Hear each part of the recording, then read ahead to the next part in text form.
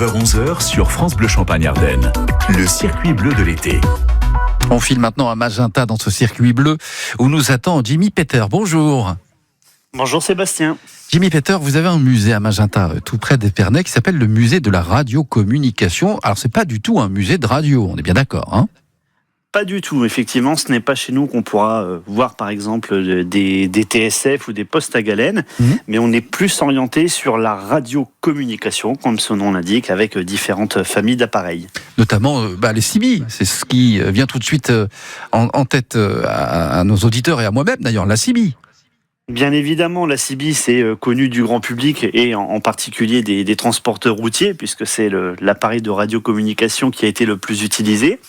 Et puis, on va retrouver également du matériel de type radio-amateur ou encore des appareils plus professionnels qui a été utilisés dans des flottes de véhicules comme les services de secours, les ambulances, les taxis, les bus ou encore les avions ou les bateaux, pour ne citer que ces exemples. Radio-amateur, moi, ça me fait penser notamment... radio-amateur, ça me fait penser notamment au film E.T. Je me plante ou pas ? Dans E.T., il n'y avait pas une scène où il parlait au micro, non ? C'était pas ça ?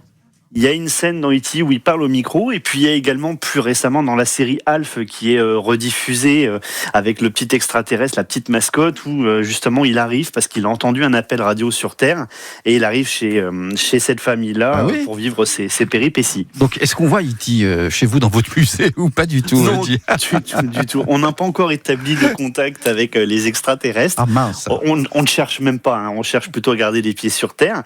Mais si on veut aller dans l'espace, il est vrai que depuis notre musée, on peut écouter, par exemple, de temps en temps, des conversations qui émanent de la Station Spatiale Internationale. Bon. Mais on n'ira pas au-delà.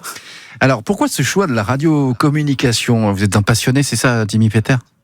Passionné depuis l'adolescence, depuis l'âge de 14-15 ans, j'ai commencé à acquérir une première collection que j'avais dû avorter pour différentes raisons, notamment de santé. Et puis là, dernièrement, j'ai fondé ma petite famille et l'envie m'a repris de relancer le projet sous une forme associative. Et je suis heureux que ça trouve actuellement son public. Et alors justement, son public, comme vous dites, c'est qui ce public ? Ce sont des passionnés comme vous ? Ou est-ce que vraiment, moi qui ne suis pas forcément connaisseur, et j'imagine que beaucoup de nos auditeurs sont dans ce cas, est-ce qu'on peut quand même venir au musée ? On va y trouver un intérêt, dites-nous. C'est très hétéroclite. Alors on a un petit public niche de véritables passionnés qui vient en sachant ce qu'ils vont voir. Et puis on a aussi un bon mélange de public qui n'y connaît absolument rien et qui s'intéresse un petit peu, qui est curieux et que l'on a à cœur de satisfaire en présentant les différentes familles de matériel, les utilités. Et puis rappeler aussi aux gens que c'est une technologie certes qui est obsolète, mais pas tant que ça, parce que quand les technologies modernes sont mises à genoux à l'heure actuelle, eh bien on peut, avec cette technologie-là, pallier un manque de communication.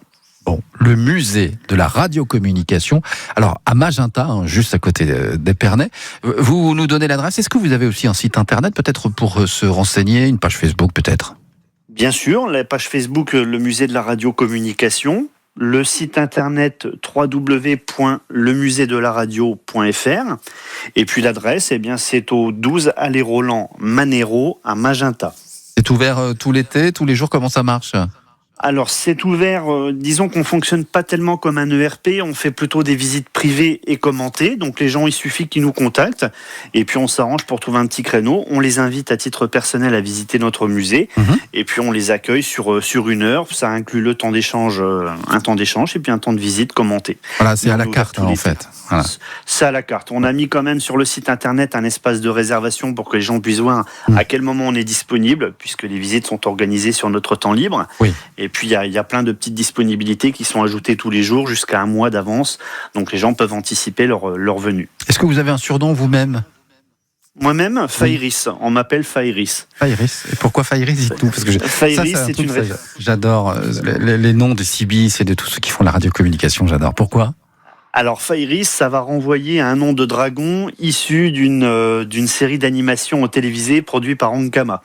Si certains auditeurs connaissent la série animée Wakfu, qu'ils l'ont déjà regardée, c'est produit par Ankama et Fairis est un des dragons qui apparaît dans cette série-là. Vous êtes donc un dragon, Jimmy Peter. Merci beaucoup. En quelque sorte. Le musée de la radiocommunication, c'est à Magenta. Merci infiniment de nous avoir accueillis chez vous aujourd'hui. Bel été à vous, Jimmy. Au revoir. Merci beaucoup Sébastien, au revoir. Avec grand bonheur. 11h25, c'est France Bleu Champagne Ardennes. Aujourd'hui, on est lundi, c'est le 29 juillet.